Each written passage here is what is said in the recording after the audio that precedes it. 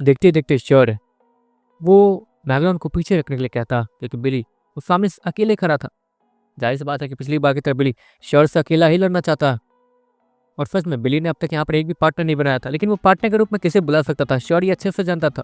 Sure चलते चलते stadium में पहुंचता।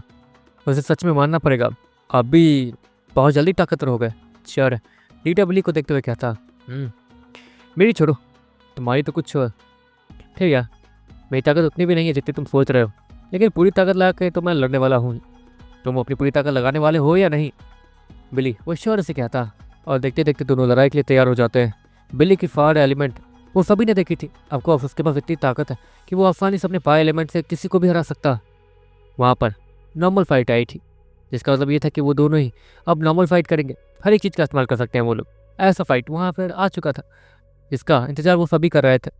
देखते देखते श्योर और बिली वो दोनों ही लड़ने के लिए तैयार हो जाते हैं। देखते देखते बिली के बगल में वहाँ पर एक आदमी देखना शुरू हो जाता, जिसके पूरी बॉडी से आग निकल रही थी।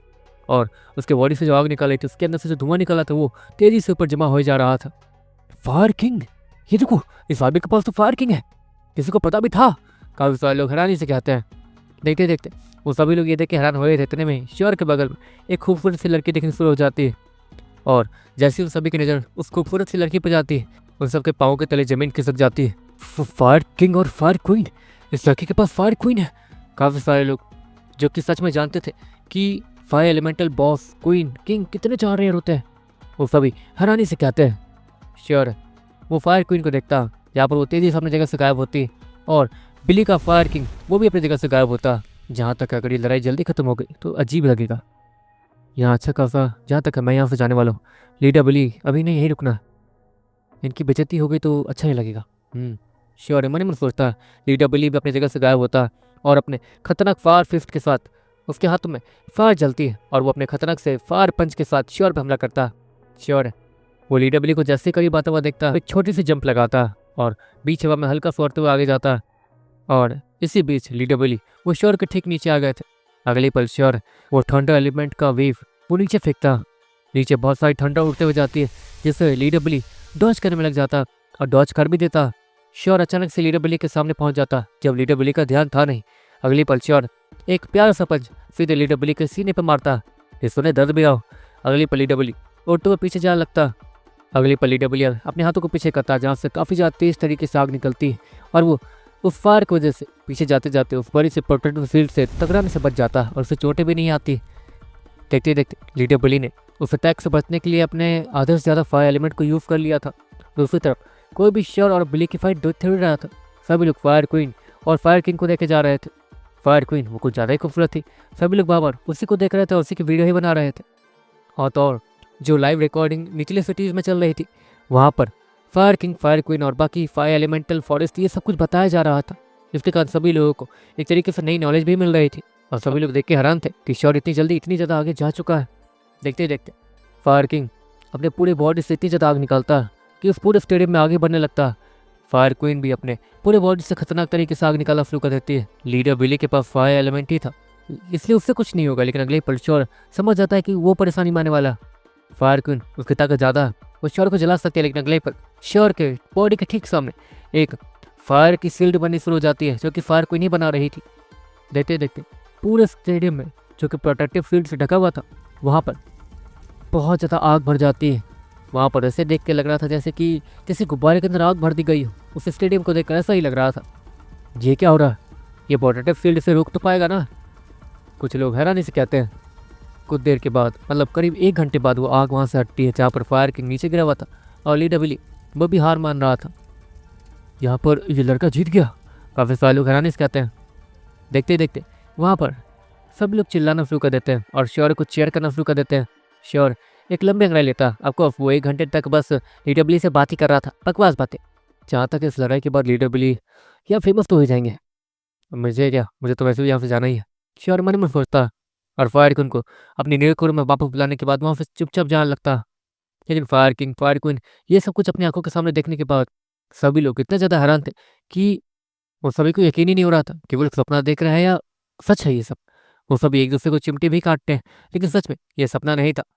अरे यकीन नहीं होता, हमारे फ़ोन के अंदर फायर किंग और फायर क्वीन की फाइट की रिकॉर्डिंग है। क्या बात है यार, ये ये तो काफ़ी सारे लोग खुशी-खुशी चिल्लाते हुए कहते हैं। देखते-देखते वो दिन अच्छे से बीत जाता है। चारों तरफ श्योर और लीडर विली की बातें हो रही थी। अगले दिन किसी को भी फाइट नहीं थी। एक तरीके से दूसरे लोगों की फाइट थी। श्योर, फ्लेयर इन सभी की फाइट नहीं थी। इसलिए श्योर एक तरीके से पूरी तरीके से फ्री था आज। श्योर अपने बिस्तर पे लेटा था, इतने में ही श्योर उसके हाथ वो वाइब्रेट करने लगते हैं। श्योर के उस हाथों में जो कि सिगरेट एक्स का वो डिवाइस लगा हुआ था, जो कि उसके हाथों के अंदर था, वो वाइब्रेट कर रहा था। श्योर अपनी जगह से खड़ा होता। मैग्रॉन उसके हाथ भी वाइब्रेट कर रहे थे। मतलब जो भी मिशन है उन दोनों को ही मिला है। देखते-देखते वो लोग सिगरेट एक्स के उस स्क्रीन को बाहर निकालते हैं, जहाँ पर बहुत सारी इन्फॉर्मेशन चल रही थी। हमें मैप में दिए गए इस लोकेशन पे पहुँचना है और हमारे साथ कोई तीसरा भी रहेगा। वो कोई बीस्ट ही है। देखने पे पता तो नहीं चल पा रहा कि किस टाइप का बीस्ट है। सामने से देखेंगे तो ही ठीक से पता चलेगा, क्योंकि यहाँ पर सिर्फ उसका चेहरा चेहरा देखने में किसी चूहे जैसा लग रहा है। बैकग्राउंड श्योर क्या था, जो भी है तो मिशन जाना तो पड़ेगा। श्योर मन में सोचता है और बैकग्राउंड से भी कहता है, जिसके बाद वो अपनी जगह से खड़ा होता है और श्योर और बैकग्राउंड तेजी से उड़ते हुए जंगल जाने लगते हैं और उसी लोकेशन में पहुंच जाते हैं जहाँ पर उस स्क्रीन में दिया गया था। वहाँ पहुंचने के बाद श्योर वो सभी का इंतजार करने लगता, जो भी यहाँ आने वाला हो। श्योर वहीं बैठा था, इतने में ही श्योर को अपने पाँव के पास कुछ हलचल महसूस होती है। ये क्या है? श्योर हैरानी से कहता। वो अपने पाँव के पास एक अजीब से चूहे को देख रहा था, जिसका साइज करीब खरगोश से भी बड़ा था, लेकिन सच में वो चूहा ही था। उसके सर के ऊपर दो सींग निकले हुए थे और वो सींग थोड़े से चमक भी रहे थे। नन्हे दोस्त, तुम हमारी टीम से हो? श्योर उस चूहे से कहता। अरे ओ, नन्हा किसे बोल रहा है? मैं पूरे 70 साल का हूँ। वो चूहे जैसा बीस्ट श्योर से कहता। ठीक है बाबा, माफ़ कर दीजिए मुझे। वैसे आप यहाँ आ गए हैं तो हमारा मिशन भी आ रहा होगा, है ना? श्योर इतना कहता और सीक्रेट टेक्स्ट के उस स्क्रीन को बाहर निकालता। वो चूहा और मैग्रॉन भी उस स्क्रीन को बाहर निकालते हैं। काली घाटी का लाल क्रिस्टल, ये क्या है? श्योर वो उससे तो कुछ समझ नहीं आया था, इसलिए वो मैग्रॉन से कहता मुझे नहीं पता।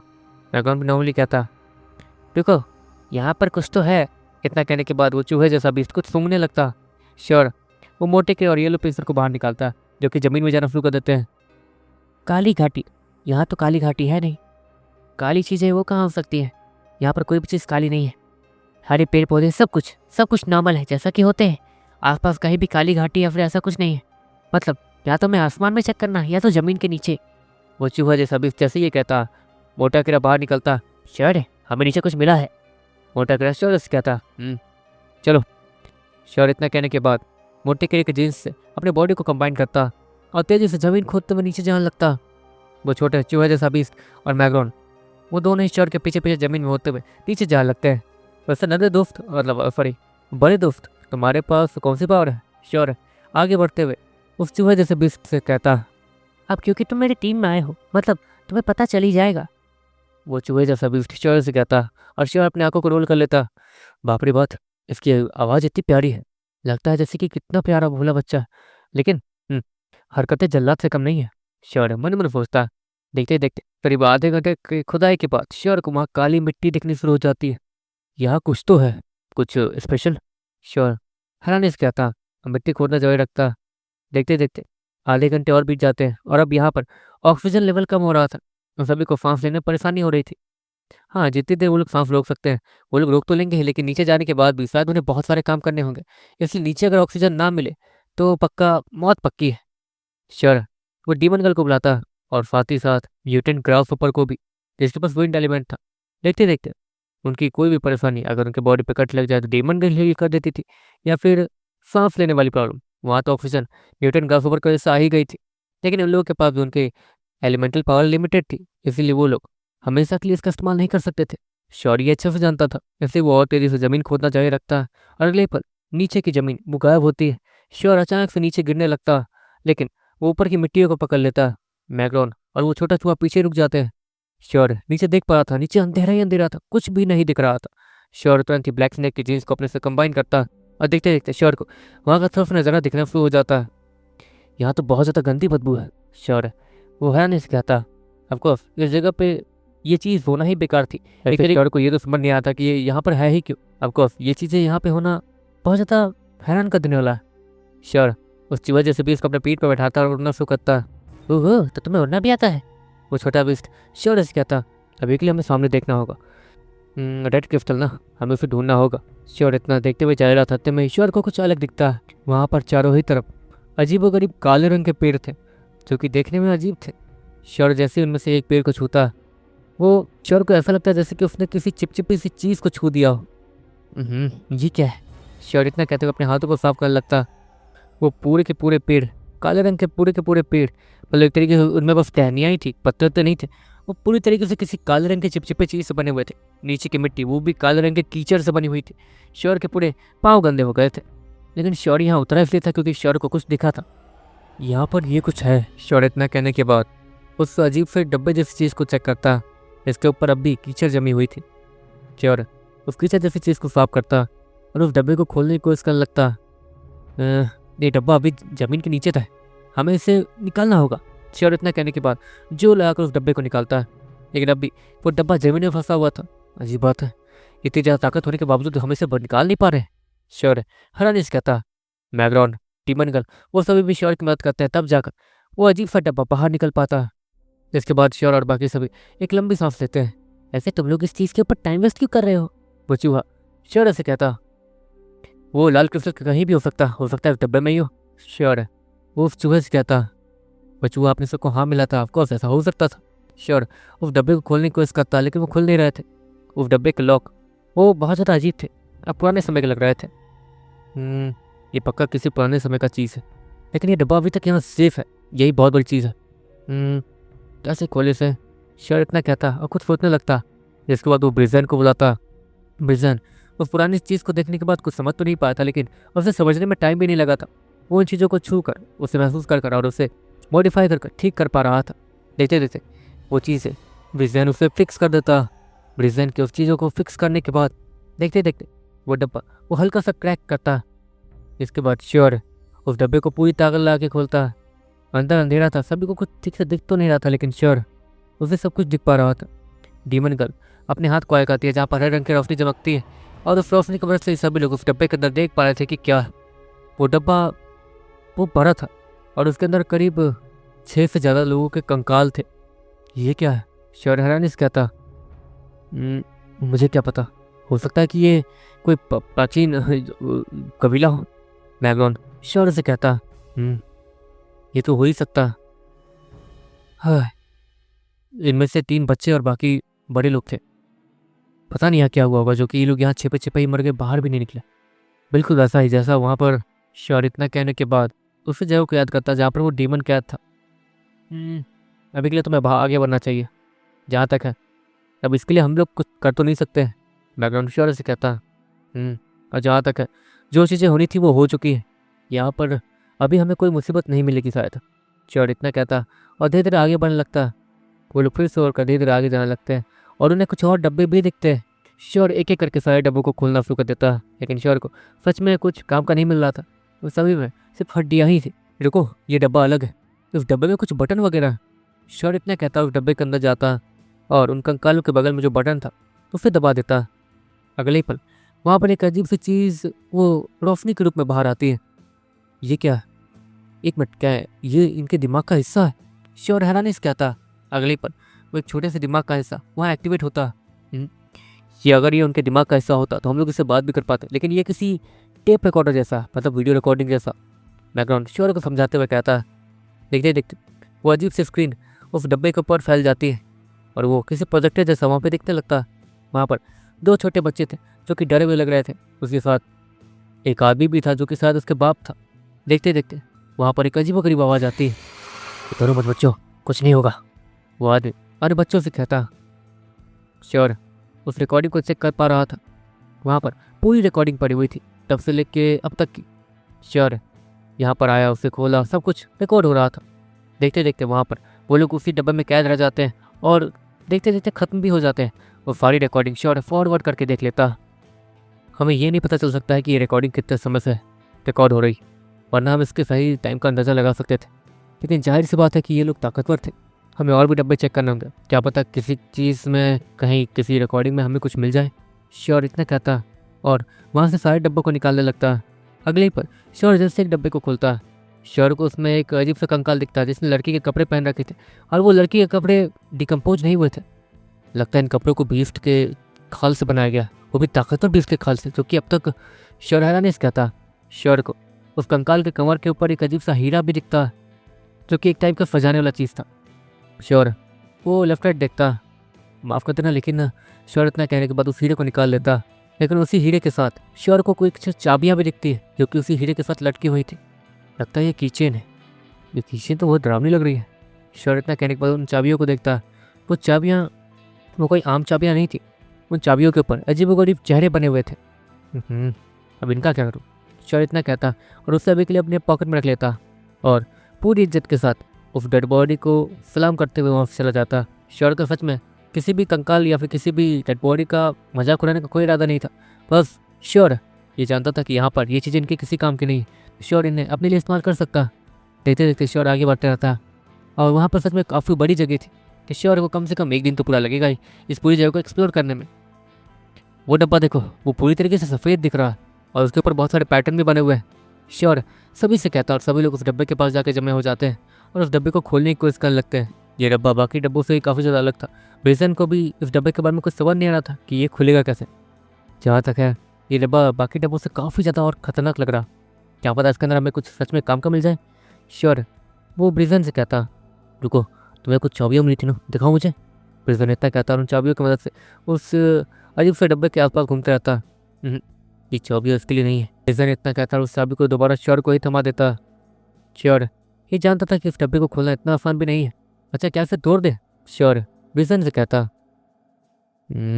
पता नहीं, ये चीज़ें मुझे देख के लगती तो नहीं कि टूट सकती है, और जो चीज़ें यहाँ हुई है उसके बाद भी अगर इसके साथ कुछ नहीं हुआ है, मतलब ये कोई आम चीज़ नहीं है और ना ये कोई लोअर रैंक कबीला लग रहा है मुझे। वो ब्रिजन श्योर से कहता, लग तो ऐसा मुझे भी लग रहा है। और जहाँ तक ये डब्बे, एक तरीके से ये लोग इससे किसी बंकर की तरह इस्तेमाल करने वाले थे और किया भी, लेकिन कोई फ़ायदा नहीं हुआ। श्योर थोड़ा उदास मन के साथ कहता। इतने सभी लोगों को अपने सामने इस हालत में देखना श्योर को भी बुरा लग रहा था। श्योर उस डब्बे के ऊपर ऐसे ही बैठ जाता। अगली पल उस डब्बे से हल्की सी रोशनी आती है और श्योर को तुरंत ही उस डब्बे से उतरना पड़ता। श्योर ने गलती से कोई बटन दबा दिया था, जिसकी वजह से हुआ ये था कि उस डब्बे के अंदर से एक अजीब सी सफ़ेद रोशनी बाहर आई थी और वो एक आँख का शेप ले लेती है। वो आँखें चारों तरफ गोल गोल घूमकर सभी को देखने लगती है और दोबारा से उस डब्बे में चली जाती है। ये क्या ये किसी टाइप का फिंगरप्रिंट या फिर फेस लॉक है? श्योर वो प्रेजेंट से कहता, सही पकड़ रहे हो, लेकिन इस डब्बे को खोलना तो जहाँ तक है इस डब्बे के अंदर कोई तो है, और ये डब्बा बाकियों के डब्बों से काफ़ी ज़्यादा अलग लग रहा है मुझे।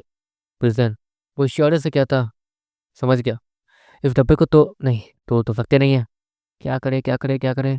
श्योर इतना कहने के बाद करीब 5 मिनट तक वेट करता। हमारे पास ज़्यादा ऑक्सीजन नहीं बाकी है, मीटिंग ग्राउंड और थक रहा है, इसलिए हमें ज़्यादा देर यहाँ नहीं रुकना चाहिए।